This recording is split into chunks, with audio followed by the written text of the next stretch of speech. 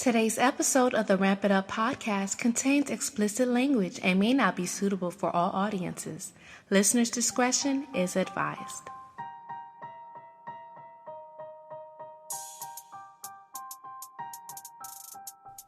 Ladies and gentlemen, you are listening to the Ramp It Up podcast with your host, Ronell Sinuis. Are you ready to ramp it up? Ramp it up, ew! Hey, yo, ramp it up, B. Girl, ramp it up! Ramp it up! The Ramp It Up podcast. Hey, you need to ramp it up. Ramp it up. After a month-long hiatus, we are back with another episode of the Ramp It Up podcast. I'm your host and your favorite Zoe on Wheels, Ronell. Sorry guys, I have been gone. A lot has been going on. I have to get you caught up. But we are in the month of December. I hope everyone is preparing for the end of the year. Hope you all had a great Thanksgiving holiday if you celebrate. I hope you got to spend time with family, eat some great food. But if you don't celebrate, I hope you just enjoyed your time off from work and or school. The month of November flew by. I think our last episode was leading up to the Abilities Expo, which I was supposed to go to at the beginning of November, but unfortunately I was unable to attend. I was supposed to have another episode at the end of October. It's a lot. We'll get into it in just a second. But today is December the 4th, Sunday night. Hopefully you've all had a great and safe weekend. Art Basel in full swing here in Miami. It is very thick, very busy down in like the Wynwood and South Beach areas. A lot of events going down. If you are here, hopefully you're enjoying yourself and being safe. Don't get in trouble. Go back home and enjoy the winter break afterwards. Art Basel always attracts a lot of people, but unfortunately a few don't know how to behave. For those who remember, December the 2nd was the date in 2016 where I suffered my spinal cord injury. So this past weekend was the 6th year anniversary of me surviving my injury. I like to look at it through the positive lens instead of, oh no, I got hurt on December 2nd. No, I survived an accident, and here I am living an amazing life as a podcast host. I don't think I said the whole word the first time. Sharing my experiences and getting to talk to you guys on a regular basis. To catch everyone up, unfortunately, on November the 2nd, leading into the weekend for the Abilities Expo here in Miami, I unfortunately lost my mother. She was diagnosed back in about 2010 with early onset Alzheimer's, and she's been living with it ever since then. And in 2016, it progressed to the point where she was no longer able to mobilize by herself or feed herself. And about say mid 2017, she was no longer able to eat solid foods, and she was dealing with pneumonia off and on and other complications. But my mother, if y'all knew the old lady, ooh, that woman was strong. She fought tooth and nail. She had the vitality of a young woman, and with my dad as her primary caregiver by her side every day, and until my injury, I did my part to help as well, and my lovely siblings and the caregivers who would come in to give their assistance as well. My mother stayed relatively healthy, but for those who have had any family members who dealt with Alzheimer's or any form of dementia, they are progressive, and over, I'll say from 2016 to now, 6 years, it progressed as far as her, again, like I said, losing mobility, the ability to chew and swallow food. She was not verbally communicative anymore. Her awareness was kind of in and out. But as we know, as wheelchair users, we tend to get bed sores or pressure ulcers, as they're more commonly referred to. And being that my mother spent most of her time lying in bed, even with the air pressure mattress, she did develop bed sores and pressure ulcers often. She had lost a lot of weight, so she was already a small petite lady, so losing the weight and being on those pressure areas, she dealt with pressure sores very often. And this last time, she actually was going to the hospital to get them debrided or just addressed. But unfortunately, while there, she had some respiratory distress, and unfortunately, we lost her a month later, which is wild to me. I did not realize so much time had passed. So November was a bit of a blur. We, as a family,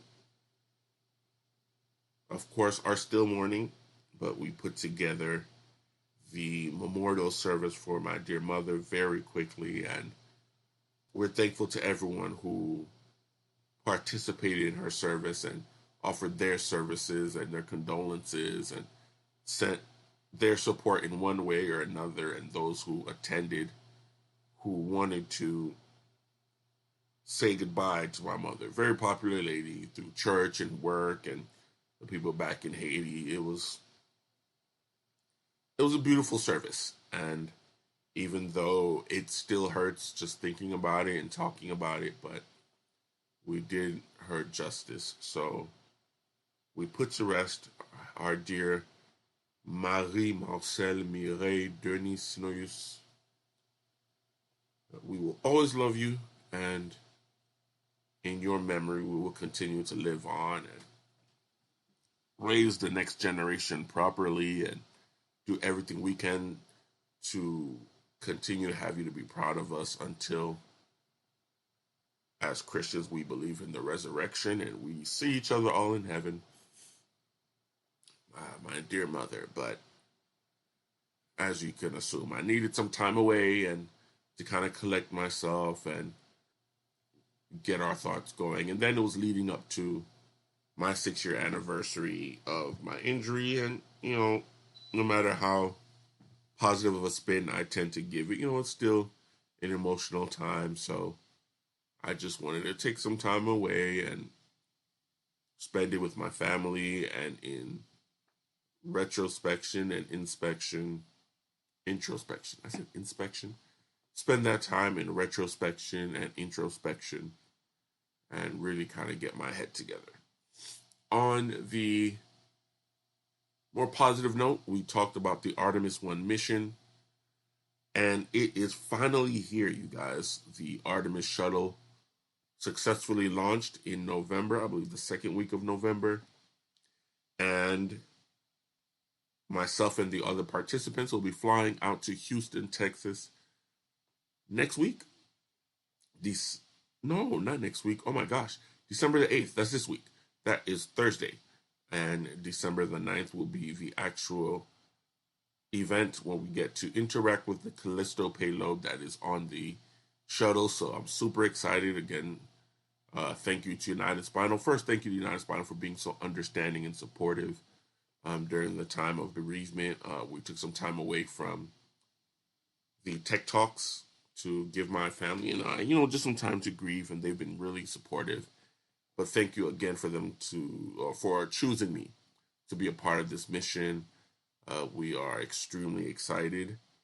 Myself, my caregiver, and one of our dear friends who are going to support me. And shout out to everyone who's been supporting me and waiting for this to go down. We're super excited to be going to Texas and to be part of history. I hope I represent the United Spinal, the wheelchair user community as a whole. Where are my words today? And my family properly. And of course, South Florida, 305, Miami. You already know, I got to represent. But on today's episode, I decided to spend some time with two very important friends of mine, two ladies who we became friends around 2013 and 14. They were my co-hosts on the morning drive radio show that I hosted here in Miami prior to my injury. The show went from 2012 to about 2019. I think it was 2019 when the show came to an end. I participated until about the end of 2018, but post-injury it was kind of difficult. So joining us on the show today, Fabiola Charles and Rebecca Lagat, two amazing young women who, since the day we met, we all kind of clicked, became more than coworkers, became more than friends. I consider them family. And even through the passing of my mother, they continue to show how supportive they are and how great they are as friends. And of course, our station manager at the time, Ms. Rose Koyona, amazing woman, very hard. And as hard, I mean, she's a very hard woman. Like, yo, she is a taskmaster. She makes sure you work. She makes sure that you learn. But without her, I would not have gotten into broadcast, and I would not have had some amazing experiences. And she, too, has been just very supportive since my injury. And she's a supporter of the Ramp It Up podcast. So, got to give a shout out to Rose. Although she didn't join us on this episode, it's just Rebecca and Fabiola. But I got to give the three of these ladies all their flowers, all their accolades, all the applause that they deserve now. So we reminisce a bit. We talk about how we met. We talk about the show, some of the highs, some of the lows, and of course, you know, how they found out about my injury and what life has been since then. It's a kind of a long episode, but it's fun. You'll laugh, you'll cry. It was a great time, and I hope you guys enjoy. Stay tuned for the interview with Rebecca and Fabiola. And on today's episode of the Wrap It Up podcast, actually, it's kind of a special episode. I am celebrating 6 years, 6 years post-injury. Some people call it your rebirth day. Some people call it your almost death day. I'm alive. So what can I say? 6 years post-injury, December the 2nd, 2016. I got hurt in a diving accident in Haiti. But here we are today being the 4th, December 4th, 2022. I'm still alive. And I just wanted to have a great conversation with two extremely important people in my life. They were around before I got hurt, very instrumental post my injury, and continue to be amazing people in my life on a regular basis. Two of my great friends, former co-hosts on the radio show that we've talked about many times here on the show, The Morning Drive on WSR at 1580 AM. I have to introduce first Ms. Fabiola Charles. Fabi, how are you doing today, Fabi? Woo, woo, woo. I like that intro. I'm doing okay. I'm doing good. Sleep deprived a little, like I mentioned earlier, but I am good, Wendy. I'm good. How are you? I am cool as well. I actually did sleep last night. It was a UFC fight night, so I went to bed kind of late, but it's okay. We'll be all right. The second guest that is joining us today, the third, but not the least, of our trio on the morning drive. We raised her with our own two hands, Fabiola. She's grown up to become an amazing young woman, very intelligent, very proud of all of her accomplishments. None other than our former intern, Rebecca. I still call her intern. No, I'm not an intern. Okay. What's up, baby? The superstar in the building. No, I'm just kidding. How you guys doing? I'm good. I don't know if you guys can hear some babies crying. They're not mine, but yeah, they're yours, Fab. They're yours. Tell them when they get older that you just disclaimed them. Yeah, I'm hiding somewhere. So, but I'm here. It's been a long time since the three of us have been on the mic together, and it's been something I wanted to do for quite some time, but I really wanted to wait for an opportunity that was really important to get the three of us on the mic together and, to do another episode of a show. But, instead of it being the morning drive, it's the Ramp It Up podcast. But again, I have to say thank you, ladies, for taking some time off during your weekend to sit and chat with me. Again, just to give a little bit of background for our listeners, these two ladies and I hosted the Morning Drive, a Haitian American radio show here in Miami. And I think we did amazing things in the community, and we made a lot of difference. We had a lot of fun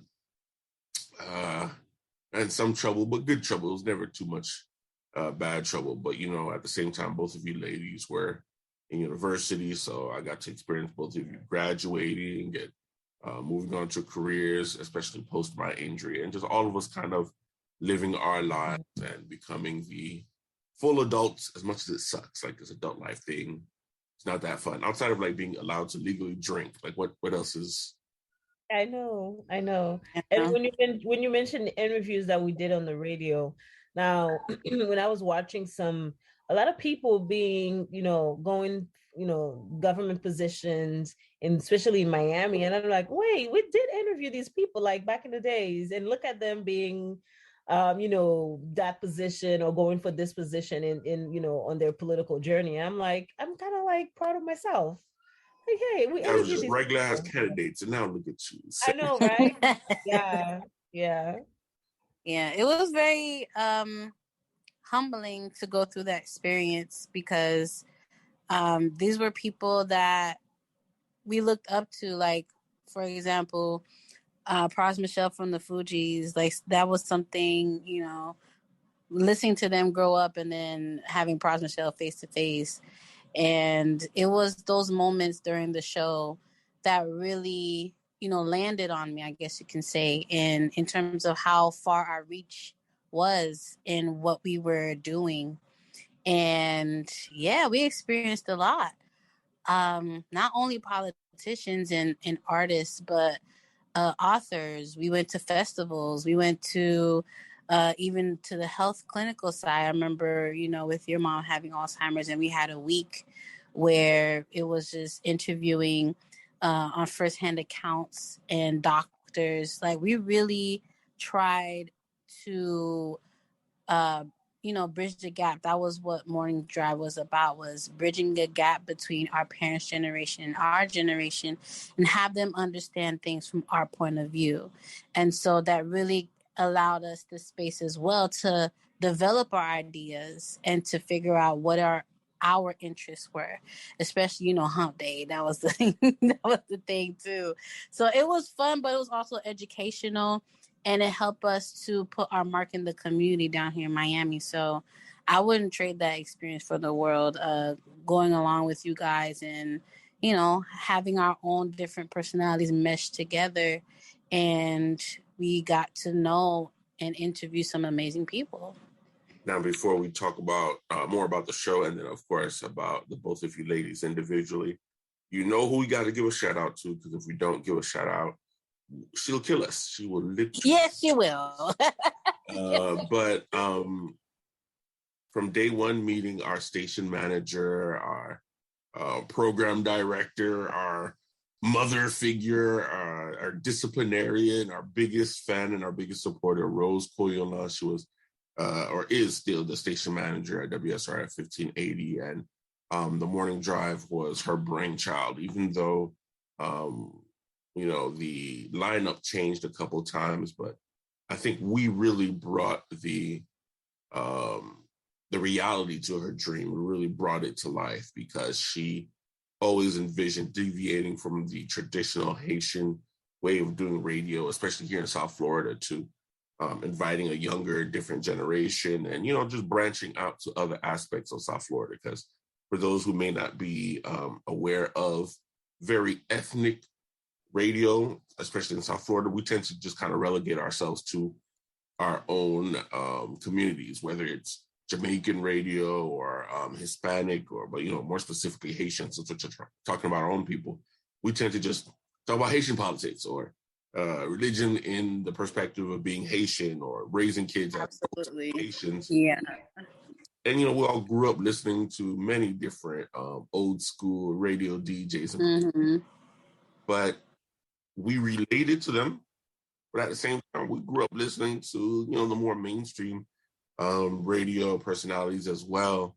Mm-hmm. And our identities showed that. We were very Haitian, at our behaviors. And, who didn't know Pimambouk, but at the same time, we was all about DJ Khaled and Big Lip Bandit. Right.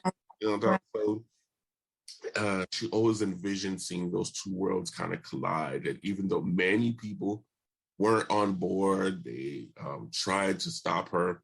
They tried to sabotage the work that we were doing.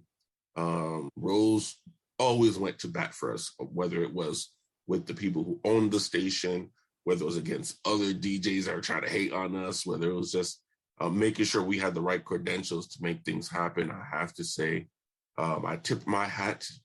I have to say thank you to Rose for teaching us on the job, for supporting us, for putting money in our pockets when we're all younger in our 20s, trying to figure and make things out, for letting us use her car when we had to go on little missions, even when we were having our own personal dramas and our hurts, and relating to me and my mom with our situation with her Alzheimer's, because her mom had it as well. Like, we had our group relationship with Rose, and we all had our one-on-ones. And again, to this day, Rose continues to be an indomitable force and personality. And we got to say thank you to Rose.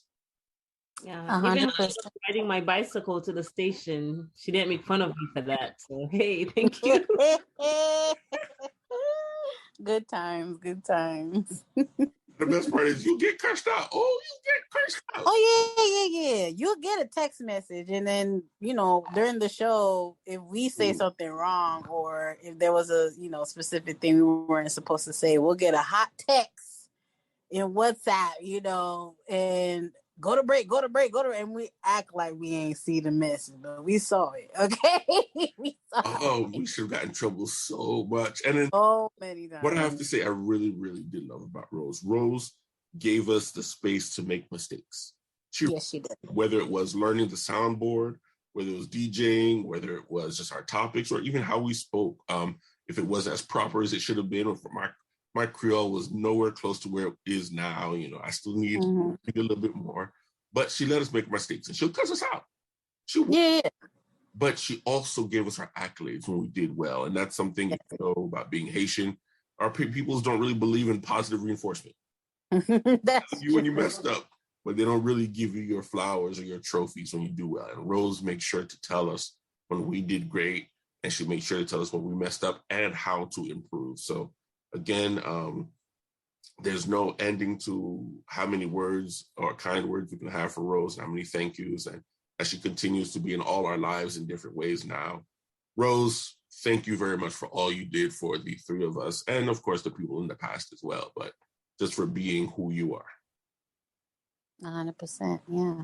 So now I want to, oh no, I'm sorry, go ahead, Rebecca. No, I said I agree with that. All right. So now I kind of want to give the people the opportunity to find out a little bit about you ladies. I know y'all very well. We've had a great time getting to know each other over these 10 years. It's essentially been, because the show started about 2012. So meeting each other throughout this entire time, and becoming real friends. We weren't just coworkers. We weren't just people forced to kind of put together fake chemistry. Like, we became friends and have interacted in each other's personal lives. So tell the people a little bit about yourselves. I'll give it to Rebecca first, and then Fabi. Okay, so a little bit about me. Well, before I came to the morning drive, I was just going to school. I had dropped out, and then I went back to community college. So I didn't really know what I wanted to do with my time, and I had to figure out after my AA what I wanted to pursue. And so someone posted the morning drive wanting an intern on Facebook. And, I was at that time really, kind of lost and didn't really know where to go. But as my strengths, I knew that English and, communicating and writing was really a strong suit of mine. And so I made the decision to go that route, to go into journalism. And so when I saw that ad, I was like, oh my God, this is my chance. And so I passed by. Oh, if Rose was to hear me now, she'll say, you say so many times. But anyway, yeah, I'm trying not to say it. But anyway, so yeah, I went There you go.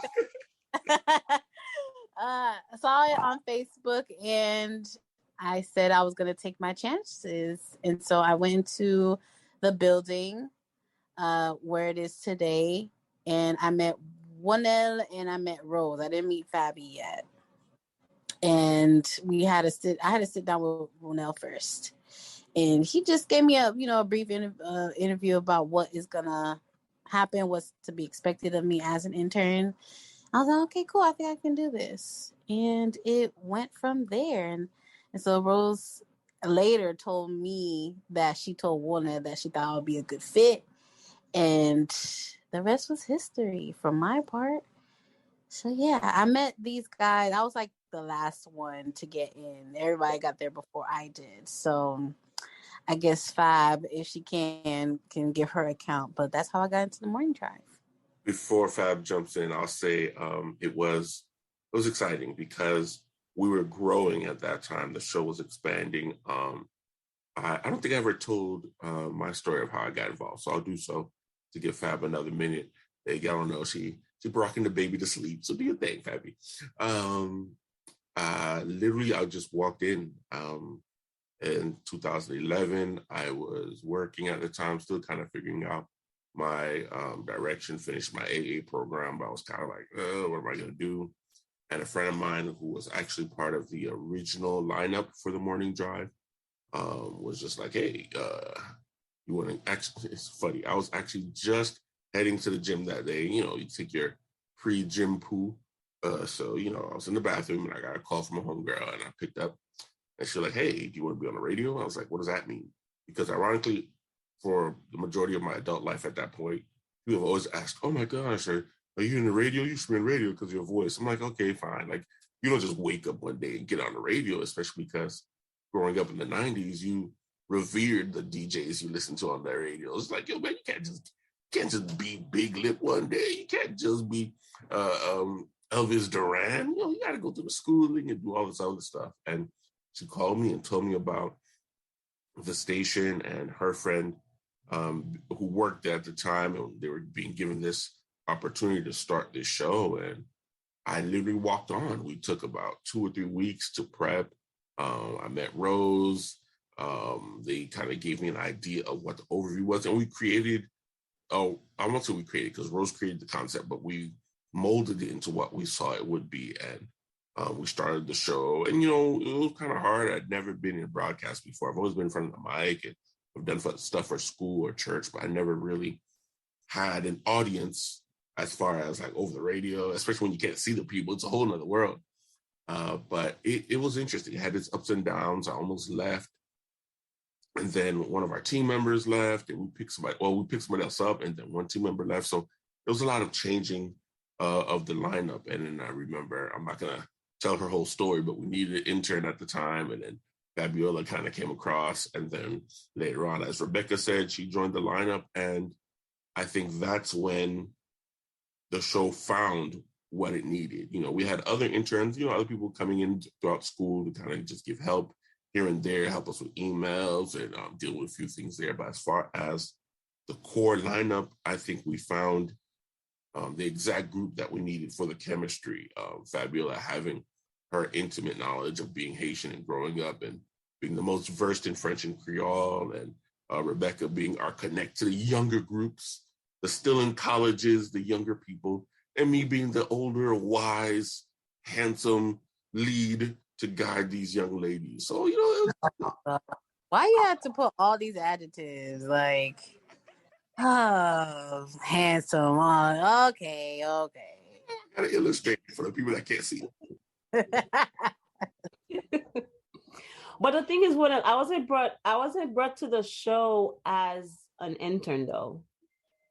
See, that's what they told me. They told me initially, but okay. So let's say, tell your backstory, Fabio. Okay, so my story is I was at the time I was at Miami-Dade College for my major was journalism, right? And then I switched it to social worker. So now I had a friend in Miami-Dade and we used to talk a lot. We used to study a lot together. He shall remain nameless, right, Rebecca? I think his name was Jeff. I forgot his last name. Oh my And then God. he was I like, thought he was gonna remain nameless. And now oh my sorry. God. And then one day he's like, "Hey, Fabiola, aren't you trying to be a journalist or something?" I'm like, "Yeah, I was, but then I switched to social work."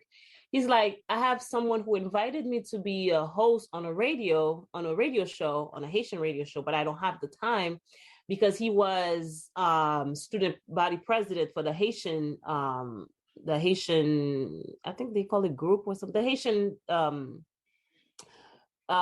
organization. Club? Yeah, Okay. yes, the Haitian organization that they had at the school. He's like, I'm way too busy for this, and I think they need a girl, but whatever they can get, because they had somebody who was leaving at the time, and I think it was Natalie or someone that was leaving the show prior, and they needed someone to just cover and be that third person. I was like, you know what? That's a good idea. Sure, I can do that. And he said, okay, send your resume to this lady, to this person, and then she'll take it from there. And I sent my resume to Rose, and she called me in. I thought it was going to be an interview. I was dressed up. I was like, okay, I'm ready to do this. I thought it was a real interview, like a paid job. I was like, I'm going to do this because I used to love radio back in Haiti. And then of course, I wanted to be a journalist, but mostly for TV. I wanted to be a TV news anchor. But then I realized my English is not that, it's not that good anyway. And then when I went to the station, I spoke with Rose, and then she's like, "You're good to go." It's like, that's it. She's like, "Yeah, you're good to go. You're ready because I see the way that you talk. You parle Creole mostly, and then I think that's what they need on the show because the people that were on the show mostly, all the show was in English. That Natalie, Ronel, and I heard some of the earlier shows and woo, Creole was not up to par, and was telling me that they needed a way to reach the Haitians, not the Haitian American, which they already had an audience as an audience, but they needed to reach the Haitian to listen to the show because Haitians listen to the show like the Bible, like they like dedicated to it, right? So they needed that in the morning because we had prime time. And she said, "You good to go? We're starting tomorrow. The show is from 8 to 10 every day, Monday to Friday. If you can do it, you should come back tomorrow." And that's how I started. And when I met Ronel, it was an instant connection. He was funny. I was teaching him a couple Creole words, and he was teaching me English. But he made fun of it. But anyway, I didn't click as much with the two other people that were there, but Ronel made me feel like I was home, I belonged, and that's how I became part of the show. And it was a great experience, a great I still think about it till this day, all the fun that we had, all the shows that we did, all the guests that we had, and all the pictures that I have on my phone that I don't want to delete. Oh yeah. Same. Yeah, that's basically how I got to the morning drive. Yeah, thanks, Fab. And it was beautiful. Like you said, it took a little while for chemistry to kind of kick in because there's other people kind of coming in and out and not disparaging anyone. Sometimes it's different. You might be friends with someone, but you might not be able to work with them very well. Or personalities may not click in the same way. And if anyone here is like real fans of radio, you can kind of tell when the hosts don't have real chemistry.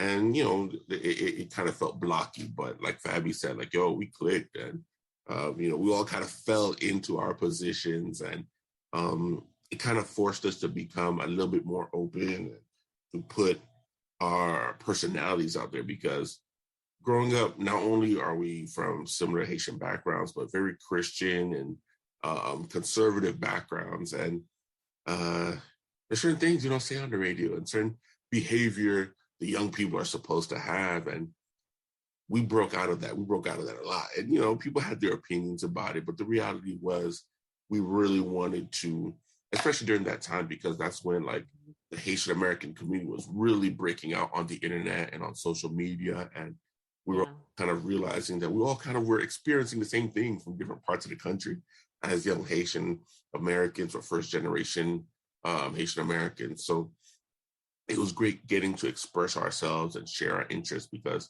we're either college students or freshly graduated college students or young adults getting into our careers. And as we all know, Haitians always taught us, l'église, l'école, la caille, it's all about church, school, and going home. And those are the only things, but secretly we all had our own lives. So it was kind of like us sharing that and connecting with other young Haitian Americans, and then even explaining to the older generations, the parents and the grandparents who were raising some of us that, look, things are different. We're in a different country now. Things should be a little bit more open. And I think we really got that message across because it was a call-in show and people would call in. I think that was part of the best part of the shows. Like interviews were great, events were great, but having people call in and tell you what's on their mind or how they feel about the topic of the day or how much they liked us as individual personalities, I think was my favorite part of being an on-air DJ. Absolutely. I think seeing how people respond to you was something that was very special, especially like, let's say if you're at Publix and you just happen to be speaking, oh, c'est on now? And you be like, who is this person? Like, and they'll recognize you and you're just like, I'm just trying to shop for some Publix sub. You know what I mean? I'm just out here doing groceries. But no, it really touched our audience and our audience touched us as well. There was a real good relationship. There are even regulars, we will call them, that once we hear the voice or when it's a specific topic, we know this person's going to call and give their opinion on this. So it was like a back and forth, and it created like this, network of people that, yes, we are Haitian, we are immigrants, but we have a lived experience that we can share with each other, whether we were born here or born in Haiti, but we're all here now together. And so let's share our perspective, let's share our thoughts, of whether it's about relationship, whether it's about Haiti, whether it's about, how to take care of your health. We really try to have our well-being show up in our cultural aspects when it came to how we related to the older generation of Haitians that were here 20, 30 years before us, but also letting them know that we have an opinion as well and we have our perspective that should be respected, and we can come together, and that allowed them to speak to their kids, to speak to their grandkids about how they are living, second generation, third generation now. So we really tried to, as our mission, to whatever we were talking about, to offer, okay, hey, listen to us too. You know what I mean? And that we listen, we pay attention to what's going on in our community, especially in local, politics, time and elections were happening. We had a voice too. We had an opinion too.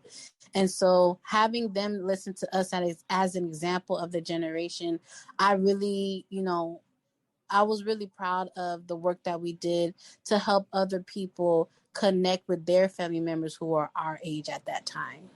So I would say that was my favorite part. Yeah. I'm going to throw a little epiece on that. I think that's how it was at the beginning. At first, we were kind of like, hey, listen to us. We have an opinion. You should really hear what we have to say. And it slowly turned into, oh, you go and listen. You go to hear what we have to say. There's no stopping us. We got the mic, and there were times where even Rose and the owners of the station, and we took a lot of chances.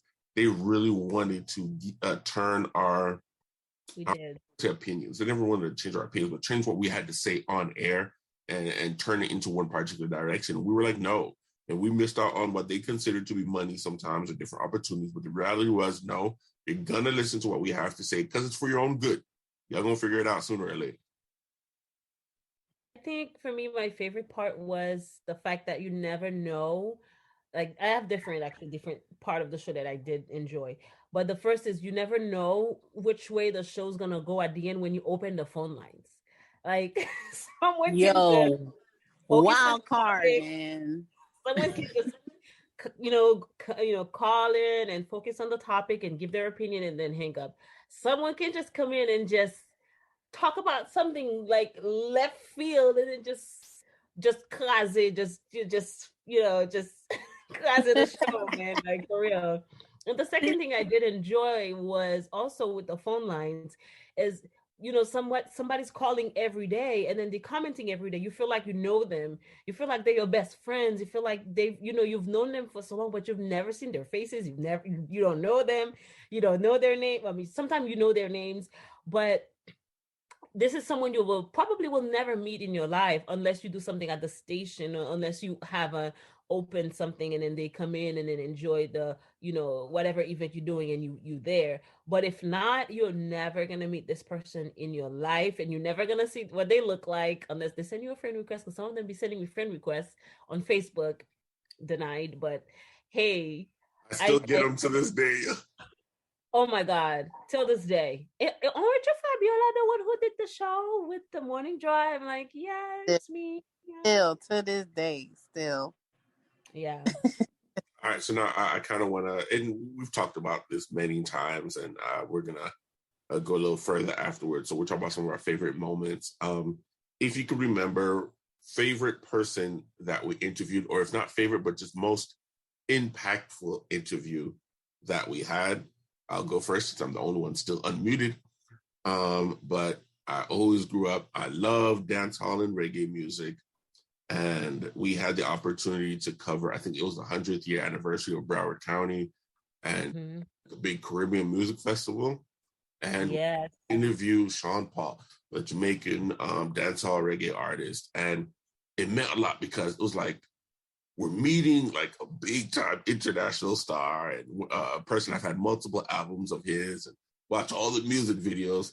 But the interview itself was fascinating because first we were having technical issues because we were calling in from, or he was calling in from Jamaica. Secondly, no one told him that it was supposed to be an hour-long interviews. He thought it was gonna be like just 10 minutes. So we had to smooth talk him during the radio, and a little 10-minute interview turned into him telling us his life story and talking about music, and it turned into an hour. And it just kind of goes to show that, one, you don't know what to expect when you're doing these shows, because you're talking to celebrities and you're talking to people who have tight schedules. And not only that, but you get to meet people who were instrumental in how you grew up as a young adult. So that was one of the ones I really did enjoy. Fab, you want to share yours? I think I would say Sean Paul as well, but I don't usually get starstruck easily. So Sean Paul was definitely a big one for me. How about you, Becky?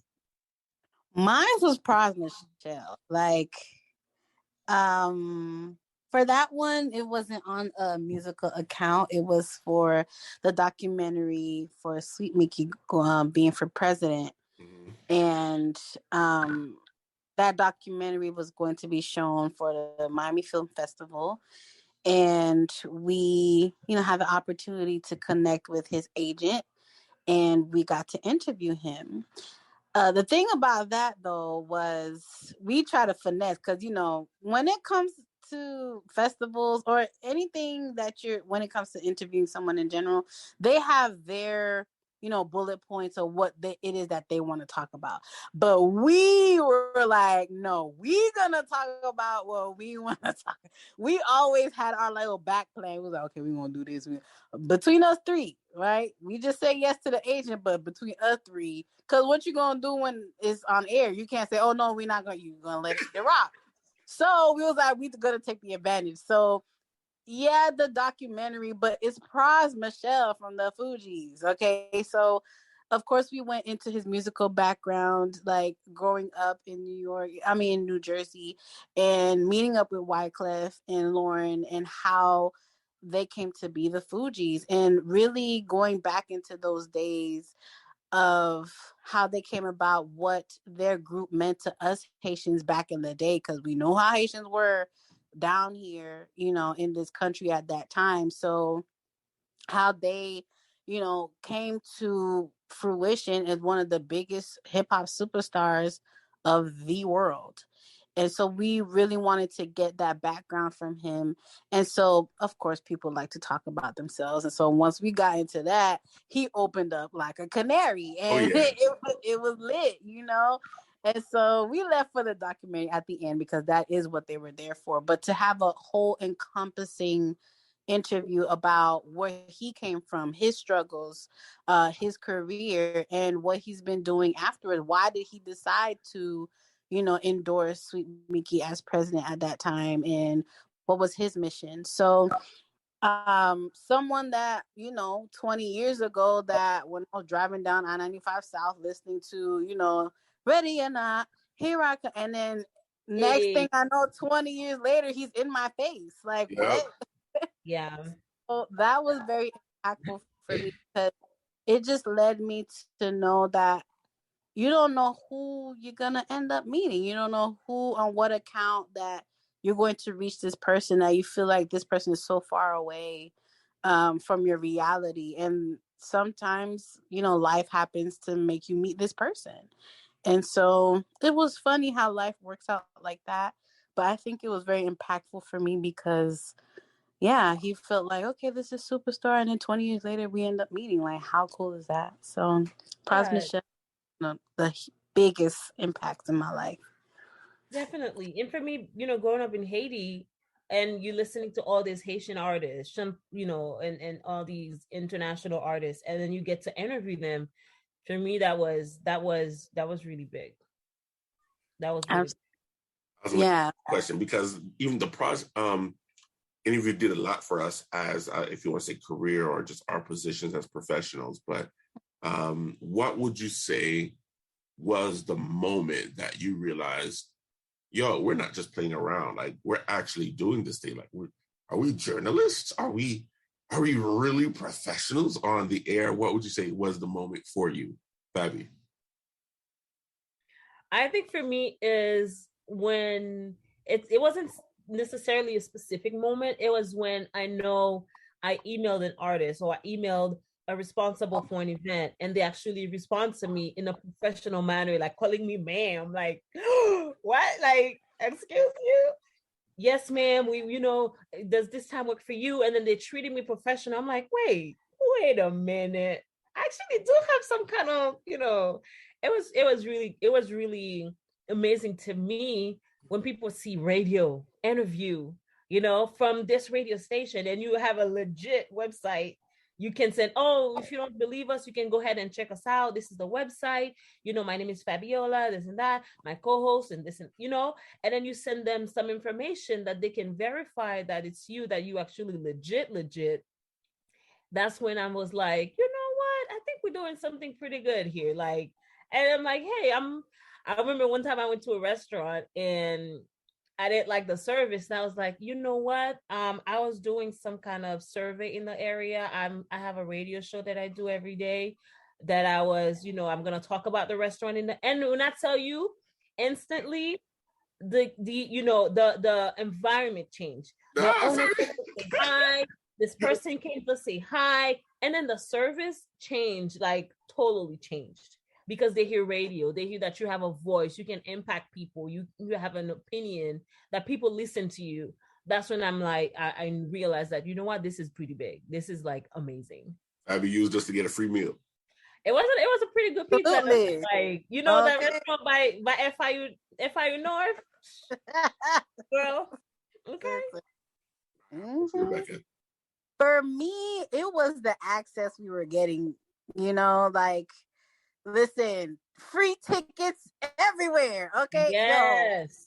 When we went to Rick Ross' 10-year anniversary for his first album. Yeah. That for Tidal. That's what I'll never forget that, because I saw Remy Ma on stage and I screamed. Okay, like, oh my God, like she was feet away. She was, right there in front of me. I went ballistic. But just how people treat you get what I'm saying? Like the position that you have in life, and people will put in an extra word or give you, access to certain things, to talk to certain people, to see certain people, get a discounted rate or get in for free. Like, I think the perks of that was amazing. But not only that, being able to network and to access other people that you otherwise wouldn't if you were not, a radio personality. And we use those things really to, benefit us. It's a two-way street. Yeah, we go in and give our opinion, but if it was Taste of Haiti, if it was Jazz in the Gardens, we had those people to come and talk about their festival, but also have us become a guest and be, press and come in and have the perks of that as well. And then come back and say, listen, this is what the festival gave. You know what I mean? This is what we like. This is what we didn't like. Give an honest opinion because our opinion mattered. And it felt good that our work was being recognized in that way. It wasn't just take from us, but they gave to us as well, whether it was, I when I did a swim week at the Hard Rock Stadium. And who don't like to see women in bikinis? It was a fun time, and you get to listen. And then me and Fab, we went to before the film festival, we went to the Patron party. Listen, free liquor. Listen. Come on, yo. Free dancing with random people. Oh my God. Just because we have a badge on. Yo. Yes. An amazing time. So all those experiences I wouldn't have if I was a radio personality, you know what I mean? Going into that world and communicating and even having fun with other professionals. It was amazing. Agreed. Now, I would say for mine, it was kind of like two. Although there were many moments, like you're saying, when either people taking us seriously or seeking us out, but it was when we aligned with two organizations that really made me realize, all right, pop my collar. The first is when the Miami Dolphins. So when they, oh my God, yes, and we started doing events for the Dolphins, and they're letting us know, this is what they require back, and we're here editing video, doing all this to send to us, and it was like getting credentialed, like legit. I'm like, yo, they're a multi-million-dollar football team that's been around for about 40-some years, and like straight access to everything. We're on the guided tour of the new stadium. We got to see shows. We got to go to games, so it was dope. And then for me, the UFC, because I'm a big fight fan, everyone knows it. Not only did I get to go to cover an event, so I'm there like alongside ESPN people, but we got to interview one of the Haitian American UFC fighters. So for me, seeing our names, not just on like a local music festival or, interviewing someone who was running for office, but like alongside these big international company names, and our names and our logos are up there, not because someone we know hooked us up, or not because Rose had a connect, but because we worked for it. And we were the first and only Haitian radio shows that were being connected to them. I think that's when I was just like, all right, yo, I think we're really being recognized out here in these streets. Yeah. What I want your listeners to keep in mind is that this is like almost 10 years ago. Wasn't podcasts talking about $200 dates? Wasn't, you know what I mean? It wasn't these, how everyone just come together. Okay, we're going to talk about relationship. It wasn't that.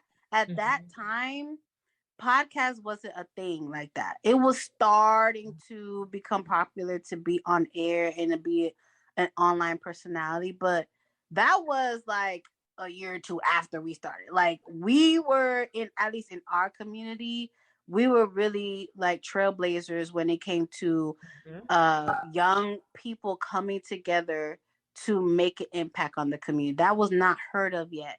So we were really like on the frontier, really getting into these serious companies and organizations to put ourselves out there. And we were like, what, 20-something-year-olds? Like, it was a big deal.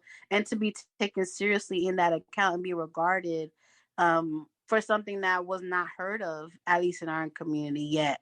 So podcast wasn't a thing yet. So that's why it was like just so mind-boggling to us that we were able to, find our reach there. And the amazing thing about it, to Rebecca, is that we're young. You mentioned that earlier.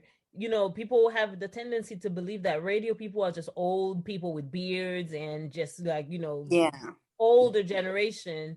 But now a 20-something-year-old reaching out to them, hey, we want to interview you because, I remember when we covered the multiple sclerosis Remember that week when, and then you're reaching out to that organization, asking them for an interview, asking them for information on how to inform your audience. And people are like, wait, you're young. Like what, they're not used to having this kind of audience.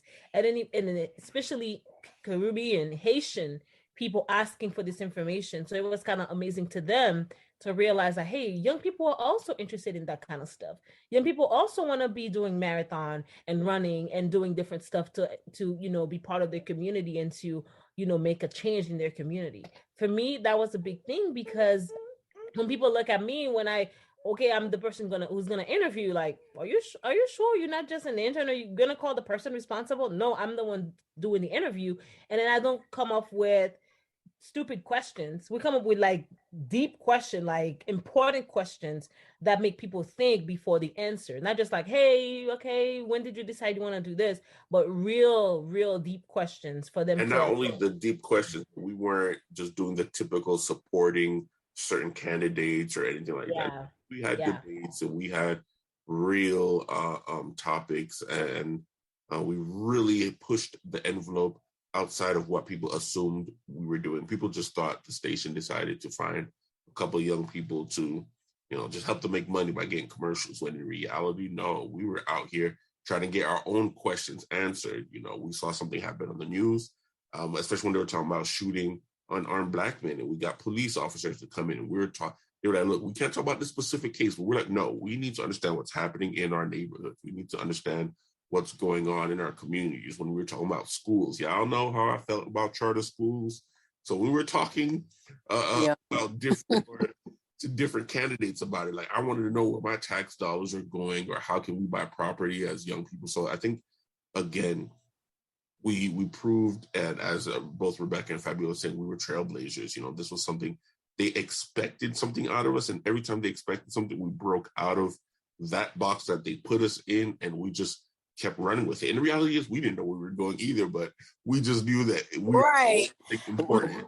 Let me tell you something. The one of the best things about not knowing what you're doing is you don't know what applies to you or not. You don't know what the rules are. So you winging it. And if someone happens to say something, then okay. But a lot of times people were just like, well, all right, I guess we here now. And it was like, okay, cool. So yeah, we pushed back on a lot of, you could say, adults or people, other professionals who felt like it wasn't our place to ask certain things, but we was like, no, this is not an endorsement. This is not, let's just support and punch Nime toi. No, absolutely not. We really pushed back, and we wanted answers because we felt like it was our responsibility to give the honesty that we could to our community. And we really took that charge seriously. And so, to the people that we listen to every day, or listen to us every day, and we talk to every week about either hump day and we kiki, but no, when it came down to business, we were not playing. When it was two politicians who wanted to come in, okay, so what you got? What are you here for? You said we went through your record, we researched you. What is this now that in this community? Why should they, press that number?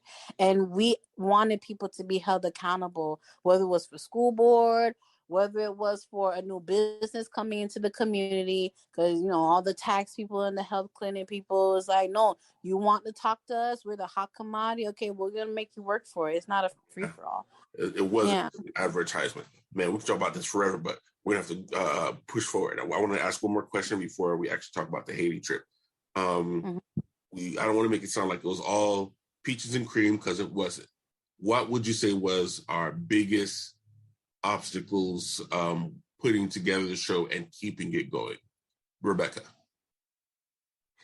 You're talking about after the accident, or like no, still together? Yeah. I think what it was, anything when you're trying to bring people together to accomplish a single goal, is like varying schedules, or because it is an 8 a.m. show. All right, coming in from traffic and trying to not have your personal life affect you at 7 o'clock in the morning, so you can be clear enough to do this show, and sometimes when we had a jam-packed, like, for example, if it was Miami Book Fair, we'll have like two authors the same show and trying to figure out who said what, who wrote what book, what the book was about. And so it was a lot of moving parts. And I think that coming together to do something, I mean, it's just the nature of the beast, right? And I don't think that was any fault on our part, but really, sometimes, you're not there. Sometimes your mind is somewhere else. Sometimes it's, something going on at home and you're not bringing your best effort at 8 in the morning, every single day for like, 5 years. So sometimes it was just, sometimes we weren't coordinated to speak about certain things. And sometimes, I mean, anytime Rose was like, yeah, we could tell that you wasn't all together today. Like, we could tell. We know when you do a big good show, and we know when y'all was just winging it. I was like, dang, just like that.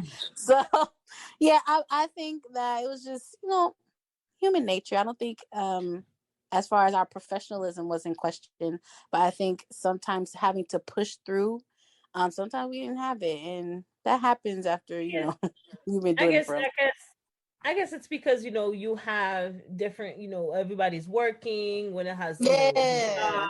I go to school. I used, I was going to school at the time and working and family stuff. It was just so many responsibility, but you want to do this. I was so passionate about doing the show. I remember when I had my first job out of college, I started working for the state. They asked me, "Do you want to work weekends or you want to work weekdays?" I was like, I'll take the weekends.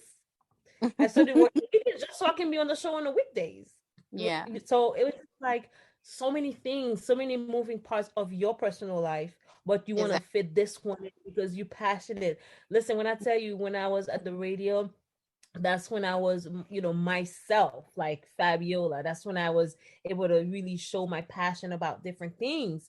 And I needed to make time for it. But you have a family, you have parents, you have life, other things coming in, bills, you have to work, your car break down, you have to take the bus, you're gonna be late, asking somebody for a ride. Again, riding my bicycle. It's just a lot of also little issue that we had. You can have everything prepared and then the guest doesn't show. The guest doesn't pick up the phone. I remember when I did this whole flyer about little Duval, who was supposed to come to the show, and twice he did not come. So all of these little things, all of these issues, and then now you have to wing it. Like, let's Google what's happening today so we can find a subject to talk about. Imagine improvising for 2 hours. Oh my God. Like the person said, oh, I can't make it. We prepared a 2-hour show. What do you mean you're not making it? And they're like, no, can we reschedule? And so all that you did, it's gone. And you have to you have to wing it. Mm-hmm. I would say the hardest part was also our strongest part. So, like you said, Rebecca, we were trailblazers. We were the first ones doing it. And anytime something new is coming back, it's an adventure. Yeah, it's great, but it's the unknown. It's scary. Not only was it scary to us doing it, but it was scary to the owners and the people who are backing us and spending money for the show. They were so used to making a certain amount of money, a certain way, doing this formula a certain way. And that's just how things were done. If you know Haitian folks, especially older ones, it has to be done one particular way. And we were trying to convince them to do something different. Also, for our listeners were used to hearing either a religious-based show early in the morning or news about Haiti early in the morning. So because we were trailblazing, it was, difficult getting people on board or to believe in us or to believe we weren't just doing this short term and disappear, or we weren't just these kids. Mind you, again, we're in our 20s. I don't know why they thought we were kids, but playing on the people's radio. But even though it was our biggest strength, it was also one of our hardest points. All right, I know I kept y'all here a long time. You gonna say something, Rebecca?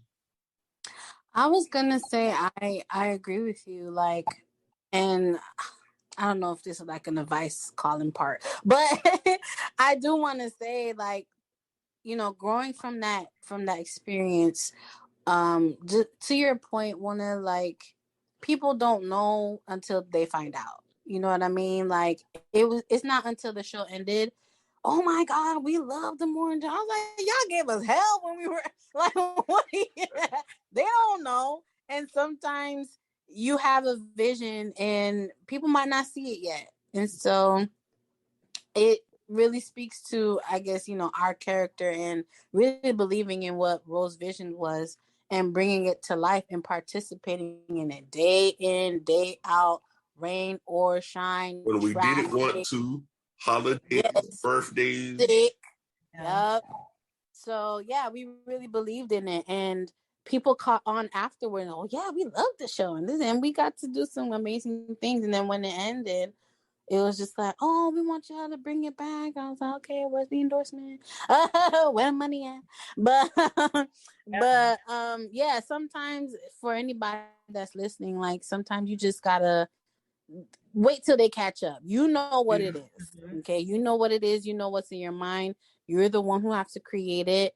Don't wait for accolades to make you feel good to do it. Sometimes they're not going to get it yet. It's not until they see you really being serious and consistent in it that they will see, oh, hey, yeah, my dad started singing my praises when they heard, you know what I mean? Like, I Yeah. was like, okay, Dad, you wasn't on board before, but I'm accepting now because you trying to, tell the church people I'm out here.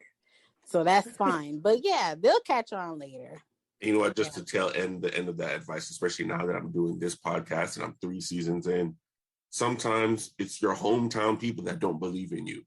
And I try not to take offense to it because, your same friends you've known for 10, 15, 20 years, they only see you as a certain thing. So it's hard for them to support you, try to do something a little different. Don't stop. Keep pushing. Sometimes it's out of town people that are first ones to really recognize what you're doing, and out of the country and out of state might be the first people to endorse you, might be your first commercial, and then later on your hometown people going to jump on the bandwagon. So keep pushing, keep doing what you're doing. And as Rebecca said, be consistent, and you have to keep it at a certain level and keep pushing forward. And I know when money ain't coming in, that's hard to do, but you got to really push it in. Yeah, definitely. And that just quickly to add, I know you're gonna end this section. But remember when we were doing, every day we had a subject, Monday, Tuesday, Health Tuesday, Wednesdays, Relationship Wednesday, and Fridays. People were like, oh, you're not consistent with the one specific subject because like you mentioned, they either hear soccer or political stuff or Haiti stuff. It was just, but we were so diverse that they were like, oh, it's too much, but then they became to like it. It was just like, and then after, like Rebecca mentioned, the show ended. That's when you receive all the stuff like, hey, I missed this. I missed the Fridays when you guys used to have the DJs and all that stuff. But then when you were doing the show, they never gave you that praise, which is, one thing I also wanted to add was if you see someone in the community doing something positive, don't just try to bash them or trying to put them down. Just, encourage them. If you can listen, listen. If you can just share it, share it, comment, tag, whatever you can do to support this person's dreams because you never know where they're gonna go. You never know how far. Let's say they go to CNN, they go to a big news outlet. That's when you're gonna be like, oh my God, I remember I used to listen to this person on the radio back in the days. But no, like do your part at the end of the day. And I know as we move on, I know we were real because we had active haters, but we don't even give them our energy or our time to recognize them.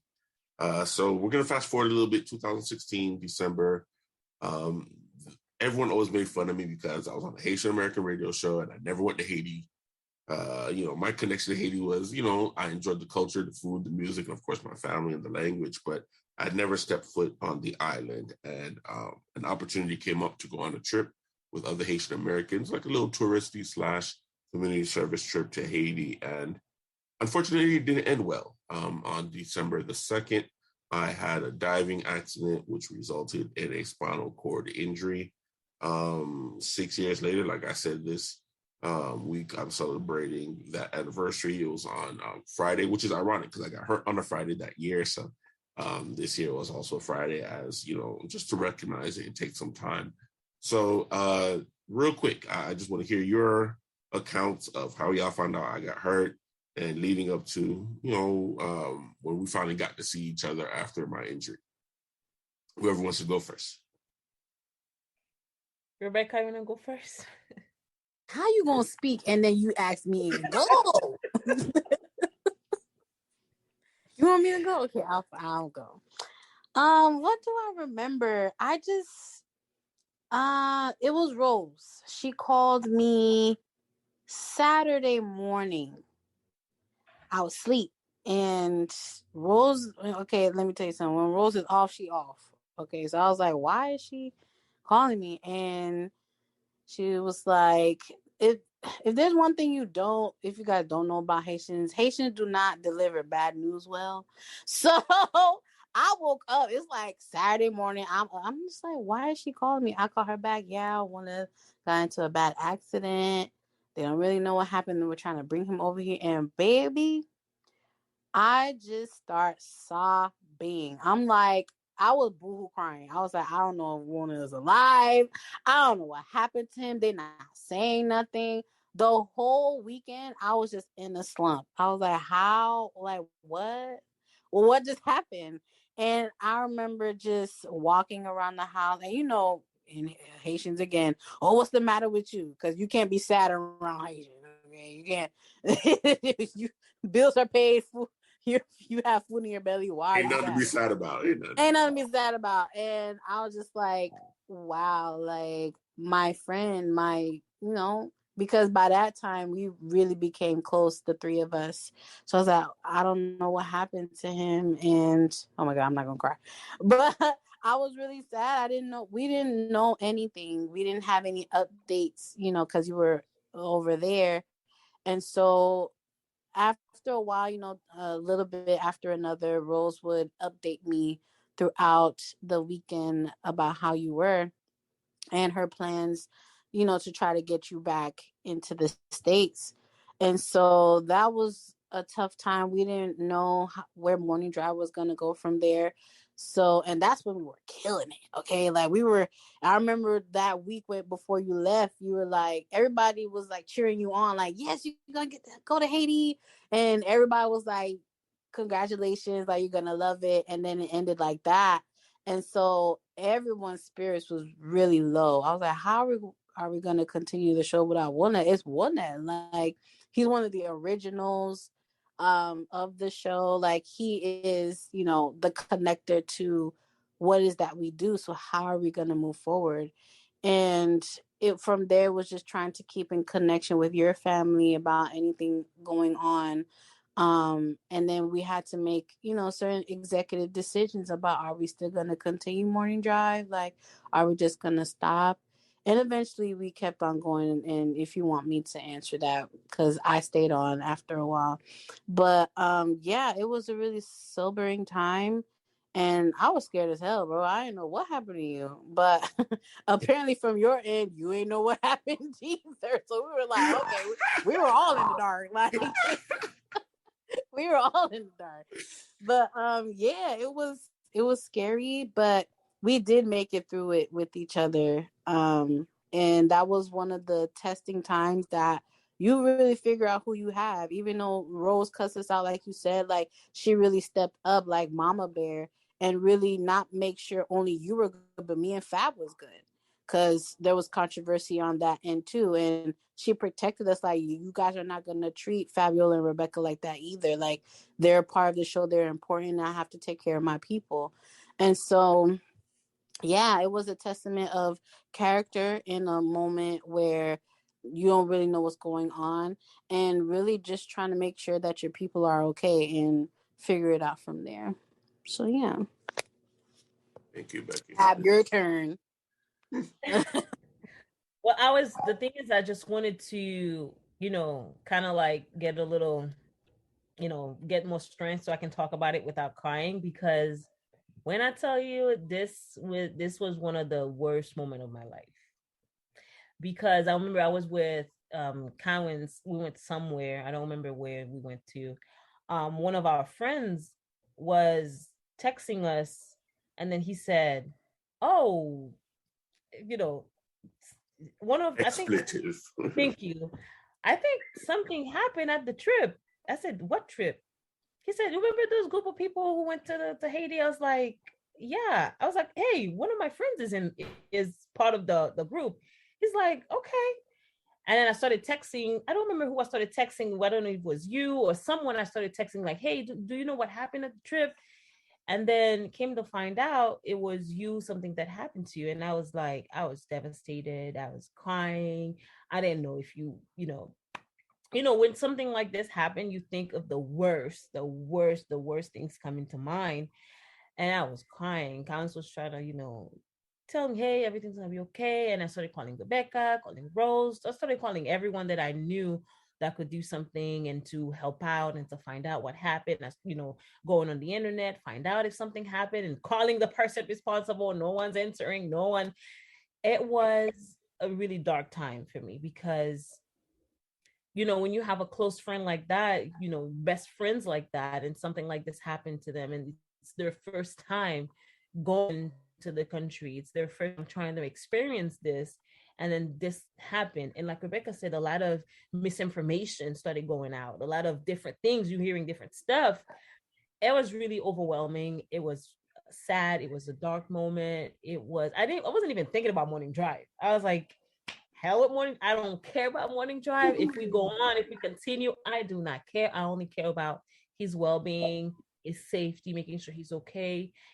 And then, when you finally came to the state and were able to talk to you or talk to your family, making sure you were good, but there was still stuff that they need more information about.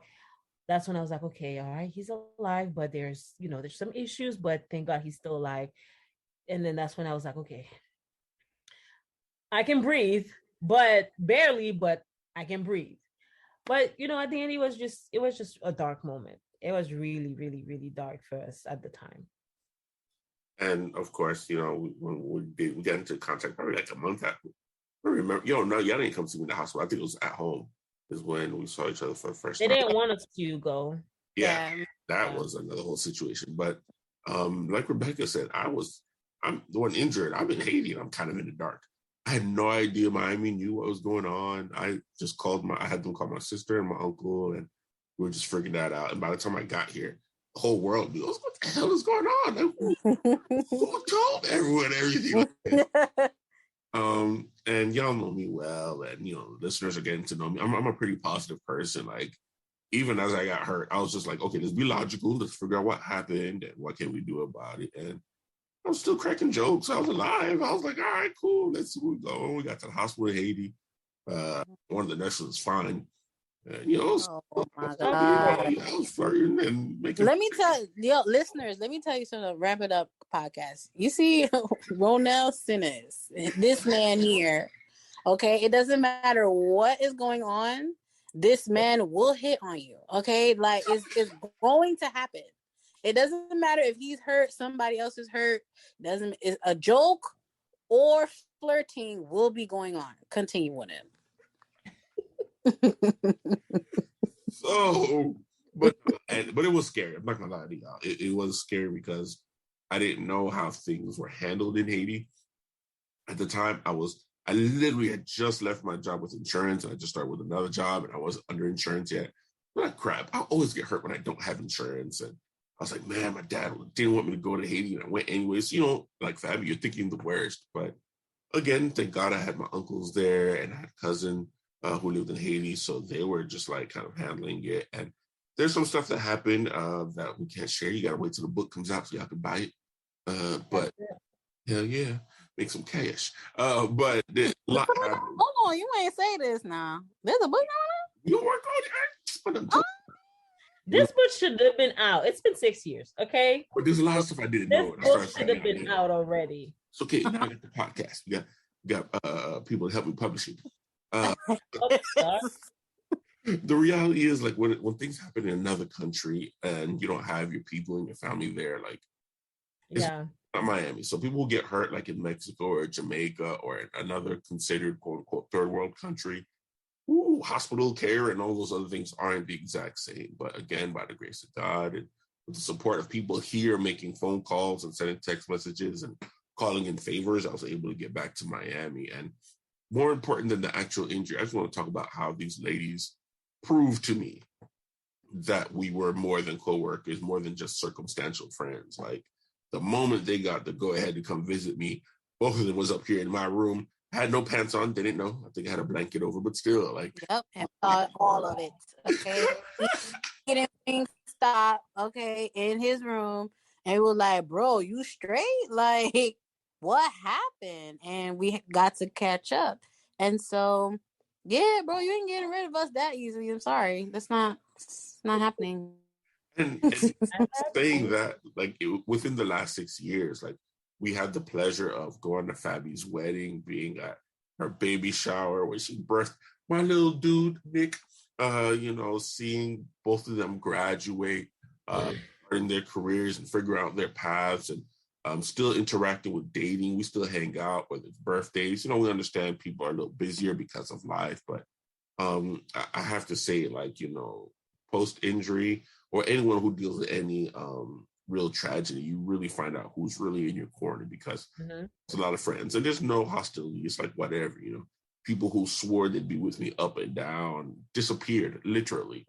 Some, well, we won't talk about that, but either way, some did some things that I thought were truly grimy afterwards. But then there are, you thank God, because all that is him shining light on the people who really belong in your life. And as ladies continue to be my greatest supporters, my greatest friends. Rose is not the biggest on sharing words of encouragement and feelings and stuff, but Rose will call you. Rose will check on you. And she'll continue to support you in whatever way she can. And I was able to get back on the air a few times and let the listeners know, I was doing okay. And, thanks to these beautiful ladies again in my life, that, we continue to be in each other's lives and support. And even most recently, with my mom passing a couple of weeks ago, like even though it was a hard time for everyone, they proved to me over and over again that, we are family. We're not friends anymore, we're not just friends anymore, we're family, and there's no getting rid of each other. And I have to say, if I haven't said it to you ladies before, I appreciate you guys. 6 years later, y'all continue to show out, whether it's just our group messages when we're clowning around, but at the same time supporting. Wings for life. Making sure, making sure everyone's making the best career at decisions they can, and just being there to support each other through bad decisions, good decisions. I love you, ladies. I appreciate y'all. Y'all continue to show out, and I will do everything in my power to continue showing you guys that y'all are very important to me, and I'll support y'all however I can, except financially, because I'm broke.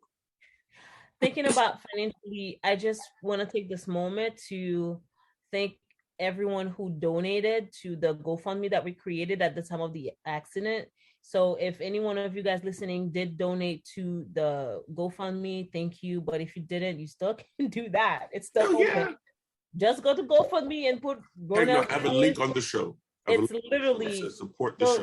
It's still live. You can still donate, but like that's when. When the accident happened and then we were on the show, that's when you really know who supports you and who just like, they just want to take advantage. They just want to, take from you, but never give anything back. And the people on the show, they called in, they wanted to donate. Everybody was just like, what is the way we can give? What's the way we can help? There is a lot of that going on. And that's when, the community, there's people who love you. There's a lot of people who love you. It's more than the people who don't want to, support you or anything. The people who want to support you, they way more than the one who just want to see you fail. But it was overwhelming to see how many people were like, hey, I want to donate. I want to give. I want to visit. I want to do something to support Ronell, because you were that guy in the community for us. You were that person on the radio Monday to Friday, 8 to 10. Sometimes you did the show by yourself. It was just, you doing a show by yourself versus me doing a show by myself, that's totally two different shows. But we ain't gonna get into that. But listen, you were that guy in the community, and you like a big teddy bear, it was just, I don't know, you're just an amazing person. And the fact that happened to you, and you still so positive, and you just cracking jokes and flirting with beautiful ladies, and then just having that energy, it's just amazing. And then I thank God although the accident did happen, but that, you were still alive. And I'm gonna cry, but you just, anyway, I just love you, Woo. I love you, Fabi. That's it. Oh, Fabi, don't cry, because I'm gonna cry. I can't take. Girl, I'm gonna cry too. You see, I'm staying silent. She better stop, okay? At least your camera is off. We're looking at it. One thing I want to ask you on that, I guess, to take a page out of the Morning Drive's handbook of interviewing, what would you say to your listeners who didn't know you before, this tragedy happened? Who is Wuna today? Like after that accident, of course you have changed. Your situation has changed. How you live life has changed. What would you want people to know as far as the Ramp It Up community about moving forward past the injury and still being true to who you are? Wow. I will first tell them that I'm a different man than I was 6 years ago. Besides the fact that, yes, I've gotten older. I just turned 30 that year. And I think the mistake I made in the beginning of my recovery journey was trying to remain the same, trying to hold on to Wunel Sinayus before December 2nd, because it's impossible. It's first of all, physically impossible. Y'all know Wunel, I love working out. I love dancing. I've been picking people up. I was a very physical kind of guy. And that was a big part of my personality and who I was. And that was gone. Like, I'm going to be real. That is gone. It really personified my confidence. A lot of those things kind of were wrapped around it. And I had to realize that not being the same person wasn't the same as giving up. Acknowledge that I am still Wunel Sinayus, Ronel Sinus, however y'all can pronounce it. But I evolved, just like everyone does. Everyone changes a little bit every day. I was forced to do it under a lot of duress, a lot of pain, a lot of distress. And I was forced to do it a lot faster than a lot of people had to do. And the reality was, it was do or die. Those options. And I don't give up very easily. And that's something we learned through the morning drive, because I almost quit. There was a lot of days we just ain't want to show up. And we ain't going in. But no matter what, we kept it going. And I did the same. There were a lot of days I didn't want to go to therapy. There was a lot of days I just didn't want to get dressed. I didn't want to see no one. I just wanted to stay in my room and be depressed and watch anime. Although I love anime, but watching anime angry ain't the same thing. But I had to learn to have faith even more so than I was brought up to have faith. And what I've learned, I had to learn to trust the people who proved to me that they were in my corner, because I lost a lot of people. I'm not going to say I didn't push some away, but a lot of people walked away. So I had to learn to trust people again. But most importantly, I had to learn to adapt. I could still be my same personality. I could still be larger than life. I could still be the center of attention. I could still smile and laugh and flirt. I'm still trying to get at one of Fabiola's sisters. But Jesus Christ. See? The reality is you have to adapt. You have to roll your punches. That was a little wheelchair pun, but you got to roll, because the world isn't going to stop for you. I remember telling someone recently in an interview, 1 second, I knew everything that was up in pop culture, music, everything. Next thing you know, I'm coming out of therapy, and all of a sudden Cardi B's a rapper. I was like, what the hell? Like, what? I expected life to pause along with me, and when I was ready to keep going. But no, people kept going. Fabi was getting married, and I had the choice of, man, I don't want to let people see me like this, or I'm going to go support my homegirl on the happiest day of her life, see her with Colin. Remember when they started dating? So we going to go, you know what I mean? Or I could have just stayed home and just made up an excuse, you know what I mean? And I realized Wunel would not have been Wunel if he didn't go. And not only that, but it showed me that the people in your corner, and specifically the both of you guys acknowledge my injury. I got hurt. There's no question around it. But y'all don't treat me any differently. I remember the first time Rebecca, help me eat something. It was no question. It was not like, hey, do you mind? It's like, man, open your mouth and bite this. Open your mouth and eat this spoon. Okay. Well, not the spoon, but spoon of rice. You know what it was? Especially if it's chicken wings. Mm-hmm. Absolutely. That's what it is. There's no question. I was like, yo, what we doing? We partying this weekend or not? And again, we understand my limits. I understand what I can and can't do, but it didn't change who I was on the inside. Yes, I evolved. I became a new man, but the support of people like you, amazing ladies, y'all have shown me it's okay that I kind of went through this. It sucks because we've often talked about it separately and as a group. There have been a lot of moments when I just cried or just didn't want to deal.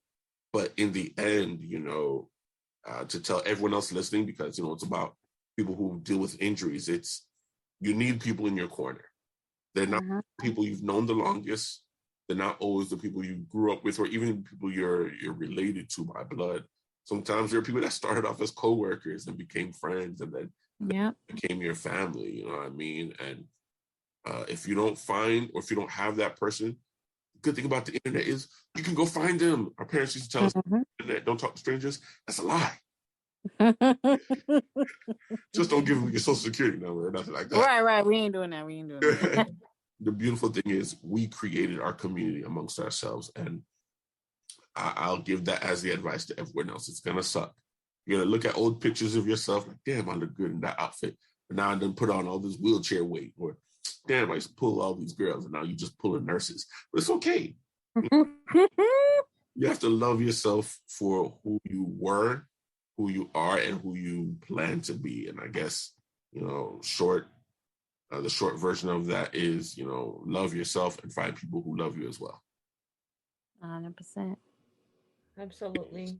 I appreciate y'all. I know Fabi, she got babies to be looking after, and hubby. We got work tomorrow, and I'm going out of town in a couple of days. Y'all, I'm going to Texas. This is going to be fun. Oh, excuse me. Oh, wait a minute. You didn't tell us that? Yeah, you know what? I'm about to, man. Tell people about the event. You did not tell us about this. What Texas you talking about? No, for the night. Okay, so I'm gonna act like I don't know for real. I was chosen to be part of the Artemis 1 mission, where NASA, in conjunction with Amazon and a few other organizations, banded together and sent a rocket to the moon. It is orbiting currently, and I will be participating along with 2 others to test out a voice control program based on Alexa, but it's called Callisto, to assist the next manned mission. So when they're up in space, they can be like, Callisto, is that aliens coming after us? And then they get escape or something, whatever they're going to use it for. But they launched here from Florida, but mission control is in Houston, Texas, and that's where the actual event will be, where we get to test out the product. We're going to do like a tour of the Space Center and then get to actually interact with the Callisto payload while it's in space. So I'm completely blessed to be a part of this mission. I'm excited. Again, y'all were like the second or third persons I told. I had to tell my brother because third. So it's like second and third. Like, that's why I told my brother first. Third. I said y'all. I was second. Wow. Just as we always do, we share all the important things in our lives, and I thank y'all for it. And y'all been supportive, and y'all are always the front of my mouth when I'm talking about anything. Because if it wasn't for Rose and Rebecca and Fabiola, and I don't want to get in trouble, so I'm gonna throw shout outs to Ernest and Jude and Pascal, you know, even the Zico, Marsha, and Natalie, and all the other people who are instrumental. In Jenan will be so mad if I don't say nothing. Rose's Dominique, she's still fine. I love her. We've been brothers, and you know, Nadia, and you know, I'm sure I'm gonna forget some people, but everyone else that made it possible for us to become the people we are and have the experiences. The haters, along with the people who supported us, we had a great ride, and I know God has amazing things for y'all in the future in your careers. But that doesn't mean we can't be on the air at some point. I'm telling y'all, these podcasts, they're fun. No. We have to work on that. We'll find a way to do something again, even if it's just a couple of times for fun. But I miss seeing you ladies daily. I miss us arguing. I miss us having fun together. I miss us on Yeah. the side of each other. But more importantly, I am happy that we continue to connect on a regular basis. I love you, ladies. To all my listeners out here, find your group. These are mine, so go find your own. What a way to be He means it too. I don't share. Oh man. Well, thank you for having us, Willa. It's been a pleasure doing the show with you, and it's like an old times, and it felt good to connect with you guys in this manner again. And shout out to your followers, shout out to your listeners who support you. And if I know they're primarily people who gone through the same things that you have, and so I second everything that you say. You're not the same person, but you can still find your essence and who you are into different things. And it takes time to adjust. And there will be people you will have to unfortunately leave behind, but you still can be who you want to be. It just may look a little different. So give yourself time, give yourself patience to change, and allow people to make the decision to change along with you, and grieve them. It will take time, it will hurt. But as you can see with Warner going to Texas, going to the moon, there's still opportunities out there for you to still enjoy life. So enjoy life, because you're still here, even though you may be injured, and life and how you interact with life may not look the same, but it's still life for you to live. So live it. Yeah. And I just want to add that, you may have lost some part of, to your listeners, some part of your life, or some part of, that person you used to be, but you probably have gained a million other qualities. So you just have to, sit down and probably write them down. Okay, what is it that about me now, the person that I am now, that a quality or something that you didn't have before? And then just have, and just focus on that list instead of just the part that, no longer have or no longer use. So I think it's just that's basically who you are, when you always focus on the positive. So that's the last word I will say. Just keep focusing on the positive, and just and just continue to be yourself.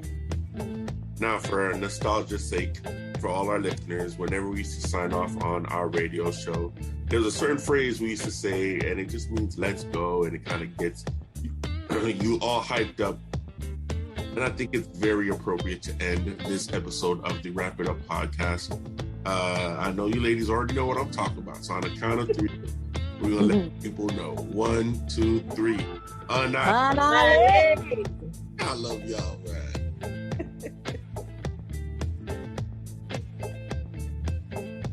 Thanks for tuning in to the show. Connect with the podcast on social media.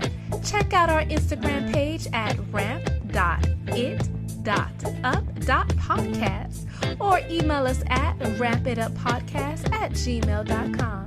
Until next time.